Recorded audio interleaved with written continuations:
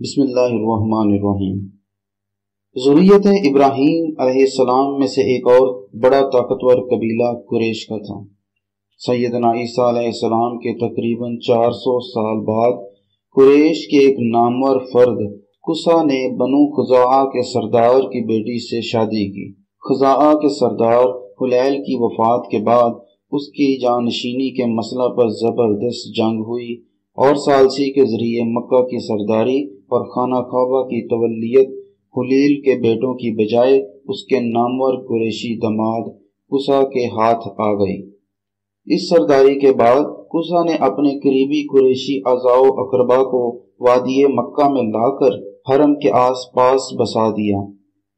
اس کا بھائی زہرہ، چچا تیم اور ایک اور چچا کے بیٹے کے علاوہ چند دوسرے قریبی رشتہ داروں کے حرم کے آس پاس قیام کے باعث وادی مکہ کے قریش کہلائے، جبکہ ارد گرد کی پہاڑیوں اور مضافات کے قریش کو مضافاتی قریش کہا جانے لگا۔ قصا ان سب کا بلا شرکت غیر سردار تھا۔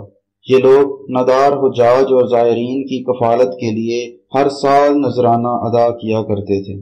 قصا نے اپنے لیے ایوان مجلس کے نام سے ایک وسیع و عریض محل کی تعمیر کے ساتھ ساتھ اپنے اعضاء و اقربا کو بھی حرم کے ارد گرد پکے مکانوں کی تعمیر کی اجازت دی، اور یوں پہلی مرتبہ حرم کے ارد گرد خیموں کی بجائے پکے مکانوں کی تعمیر بھی شروع ہو گئی۔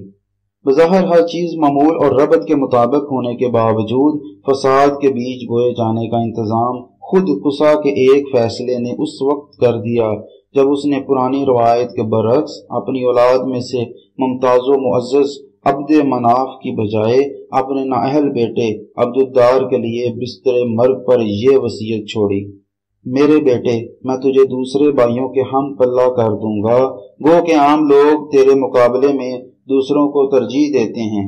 خانہ کعبہ میں کوئی داخل نہ ہو سکے گا جب تک تو ان کے لیے قفل نہ کھولے گا، اور قریش کے علم جنگ کے پھریرے کو سوائے تیرے کسی کو گرا لگانے کی اجازت نہ ہوگی، اور نہ مکہ میں حاجی زمزم سے پانی نکال کر پی سکے گا۔ تیری اجازت کے بغیر کسی کو کھانے کو کچھ نہ مل سکے گا جب تک کہ تو اسے نہ دے گا، اور نہ ہی قریش کسی مسئلہ پر فیصلہ کرنے پر قادر ہوں گے سوائے اس کے کہ وہ فیصلہ تیرے گھر میں کیا گیا ہو۔ اس طرح تمام تر حقوق اور قوتوں کے ادا کرنے کے بعد اس نے ایوان مجلس کی ملکیت عبد الدار کے نام کر دی۔ عبد مناف نے پسرانہ فرما برداری کے تحت اپنے والد کی خواہش کے احترام میں اپنا سر تسلیم خم کر دیا، لیکن جب دوسری نسل آئی تو قریش اپنے دور کے سب سے نمایاں شخص عبد مناف کے بیٹے ہاشم کے گرد جمع ہو گئے اور مطالبہ کیا کہ خاندان عبد الدار سے تمام حقوق سلب کر کے بنی ہاشم کے سپرد کر دیے جائیں۔ جن لوگوں نے ہاشم اور ان کے بھائیوں کی حمایت کی وہ زہرہ اور تیم کی اولاد سے تھے۔ مخزوم کی اولاد اور دیگر قریب و دور کے رشتہ داروں کی اولاد سے تعلق رکھنے والوں کا موقف تھا کہ خاندان عبد الدار ہی میں تمام حقوق برقرار رہیں۔ جذبات میں جوش کی انتہا یہ تھی کہ بنی عبد مناف کی عورتوں نے بڑے پیش قیمت اور اعلیٰ قسم کے عطریات کا بھرا ہوا پیالہ لا کر خانہ کعبہ کی دیوار کے ساتھ رکھ دیا، اور ہاشم، ان کے سب بھائی اور حمایتیوں نے اپنی انگلیاں اس پیالے میں ڈبو کر قسم کھائی اور عہد کیا کہ وہ ایک دوسرے کا ساتھ کسی بھی حالت میں نہ چھوڑیں گے۔ عہد کی توثیق کے لیے اپنے ہاتھوں پر لگے عطر کو خانہ کعبہ کی دیواروں پر ملنے کے باعث اس گروہ کا نام المعطرہ مشہور ہو گیا۔ اسی طرح عبد الدار کے حمایتیوں نے اپنے اتحاد کی قسم کھائی اور ان کو منسلکہ کا نام دیا گیا۔ دنگے فساد اور تشدد کی نہ صرف حرم محترم بلکہ اس کے اطراف میں بھی سخت ممانعت کے باعث اندیشہ تھا کہ ان گروہوں کے حدود حرم سے باہر نکلتے ہی خون ریزی کا سلسلہ شروع ہو جائے گا۔ اس یقینی خدشہ کے پیش نظر ثالثی کے ذریعے دونوں فریق جس سمجھوتا پر راضی ہوئے اس کے مطابق طے پایا کہ عبد مناف کی اولاد کو نذرانہ عائد کرنے کا اختیار ہوگا اور زائرین کی کفالت ان کی ذمہ داری ہوگی، جبکہ عبد الدار کی اولاد خانہ کعبہ کی کلید برداری کرتی رہے گی، اور دیگر فرائض کے ساتھ ساتھ مجلس شورا کے اجلاس بھی حسب سابق ان کے ایوان میں منعقد ہوں گے۔ جب حج کا زمانہ قریب ہوتا تو وہ مجلس شورا میں کھڑے ہو کر اعلان کرتا کہ اے قریش کے لوگو، تم اللہ کے پڑوسی ہو، تمہارا تعلق اللہ کے گھر سے ہے، اللہ کے مہمان تمہارے پاس آنے والے ہیں جو بیت اللہ کے حجی اور زائرین ہیں، وہ سب اللہ کے مہمان ہوں گے، اور کسی دوسرے مہمان کا تمہاری سخاوت پر اتنا حق نہیں جتنا اللہ کے مہمانوں کا ہے۔ اگر میری اپنی متاع اس ذمہ داری کو پورا کرنے کی کفیل ہو سکتی تو میں یہ بوجھ تم پر نہ ڈالتا۔ ہاشم کی بڑی عزت تھی، اپنے وطن میں بھی اور بیرون وطن بھی۔ یہ ہاشم ہی تھے جنہوں نے مکہ سے 2 کاروانوں کے سفر کا آغاز کیا تھا، موسم سرما میں ملک یمن اور موسم گرما میں شمال مغربی عرب علاقوں، اور اس سے آگے فلسطین و شام کی طرف جو بازنطینی حکومت کے زیر نگی تھے اور سلطنت روما کا مشرقی علاقہ کہلاتے تھے۔ یہ دونوں راستے قدیم شاہراہ لبان و طریات پر واقع تھے۔ موسم گرما میں ان قافلوں کے قیام کی جگہ نخلستان یثرب تھی۔ ایک زمانہ میں اس نخلستان کی بیشتر آبادی یہود پر مشتمل تھی جو جنوبی عرب کے قبیلہ کے تسلط کے باوجود تمول کی زندگی گزار رہے تھے۔ یہود عربوں کی ثقافتی زندگی میں بھرپور حصہ لینے کے باوجود اپنے مذہب پر بھی بدستور عمل تھے۔ یثرب کے عرب قبائل اپنی نسبت ماں کے حوالے سے کیا کرتے تھے، اور وہ اپنی نسبت قائلہ نامی خاتون سے جوڑتے تھے جسے خاتون بزرگ کے لقب سے یاد کیا جاتا تھا، لیکن اب انہوں نے اپنے کو 2 شاخوں میں بانٹ لیا ہوا تھا، ایک قبیلہ اوس اور دوسرا خزرج کہلاتا تھا۔ یہ دونوں نام قائلہ کے 2 بیٹوں کے نام پر تھے۔ مسلمہ بنت عمرو خزرج کی بہت ہی بااثر خاتون تھی، ان کا تعلق خاندان نجار سے تھا۔ ہاشم نے ان سے عقد کرنے کی خواہش ظاہر کی۔ خاتون نے اپنے ذاتی معاملات میں کلیتاً خود مختاری کی شرط پر یہ درخواست قبول کی۔ ایک بنیادی شرط یہ بھی تھی کہ جب ان کے بطن سے بیٹا پیدا ہو تو وہ اس کو یثرب میں ہی تب تک اپنے پاس رکھیں گی جب تک وہ 14 سال سے زیادہ کی عمر کا نہیں ہو جاتا۔ ہاشم کو اس پر کوئی اعتراض نہ تھا، کیونکہ نہ صرف مکہ کے مقابلے میں یثرب کی آب و ہوا بہت بہتر تھی، ہاشم کو ملک شام کے سالانہ سفر کو آتے جاتے ان کے ساتھ قیام کرنے کی سہولت بھی میسر ہو جاتی۔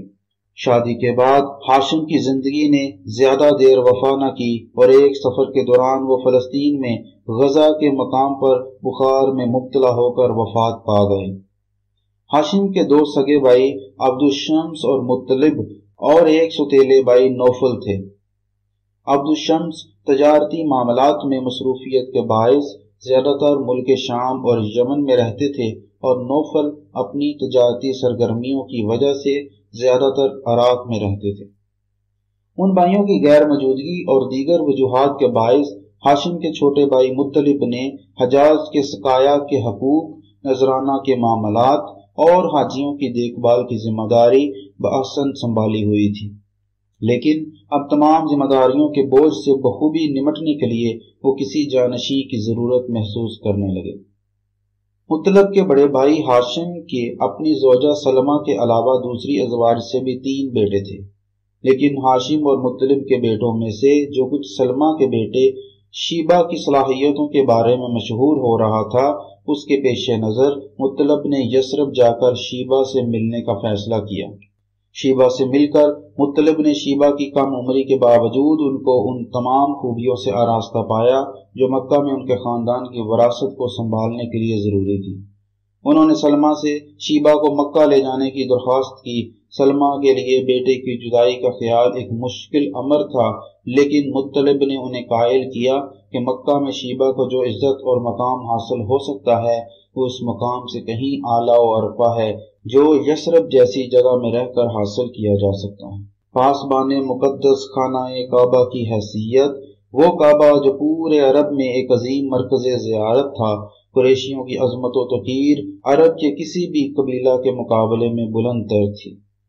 اس امر کا قوی امکان تھا کہ ایک دن شیبہ اپنے باپ کی طرح قبیلہ قریش کا سردار بنے گا، لیکن ان تمام اعزازات کے حصول کے لیے شیبہ کو اپنی ماں اور اپنا شہر چھوڑنا ہوگا۔ سلمہ اپنے بیٹے کے روشن مستقبل کی امید پر بیٹے سے جدا ہونے پر راضی ہو گئیں اور کہا کہ اگر ان کو بیٹے سے ملنے کی سہولت میسر رہے تو وہ شیبہ کو مکہ بھیجنے کو تیار ہیں۔ مطلب نے اپنے بھتیجے کو اپنے پیچھے اونٹ پر سوار کیا۔ جیسے ہی وہ مکہ کی جانب روانہ ہوئے تو راستے میں چند لوگوں نے ایک اجنبی کو مطلب کے ہمراہ دیکھ کر پوچھا، عبد المطلب یعنی مطلب کا غلام؟ مطلب نے جواب میں کہا کہ یہ میرے بھائی ہاشم کا بیٹا ہے، جسے کہا اور مسرت میں ڈوبے ہوئے یہ الفاظ کہے گئے تھے وہ اس آنے والے مستقبل کا آغاز تھا جو لوگوں کے منہ سے غلط فہمی کے باعث نکلنے والے لفظوں سے ہوا، اور شیبہ نامی نوجوان کے لیے عبد المطلب کا نام عمر بر طنز و تحقیر کے بجائے محبت و عقیدت کی علامت بن گیا۔ عبد المطلب کو مکہ آئے ہوئے زیادہ عرصہ نہیں گزرا تھا کہ انہیں اپنے چچا نوفل سے اپنے والد کی جائیداد کے معاملے میں برسر پیکار ہونا پڑا، لیکن اپنے چچا کی سرپرستی اور یثرب کے دباؤ کی وجہ سے عبد المطلب کو اپنا جائز حق مل گیا۔ انہوں نے ان لوگوں کو بھی مایوس نہ کیا جو ان سے رہنمائی کی امید لگائے بیٹھے تھے۔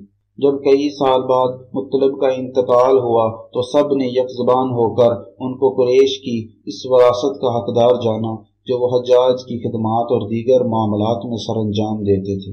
عبد المطلب نے ان ذمہ داریوں کو ایسے احسن طریقے سے نبھایا کہ لوگوں کے خیال میں وہ اس معاملے میں اپنے والد اور چچا کو بھی پیچھے چھوڑ گئے۔ آئندہ آنے والی ویڈیو میں ہم ایک نقصان کی بازیابی کی بات کریں گے۔ حیات سرور کائنات صلی اللہ علیہ وآلہ وسلم کے بارے میں مکمل تفصیلات جاننے کے لیے آپ اس چینل کو سبسکرائب کریں اور ہماری ویڈیوز کو لائک کریں۔ انشاءاللہ ملتے ہیں اگلی ویڈیو میں۔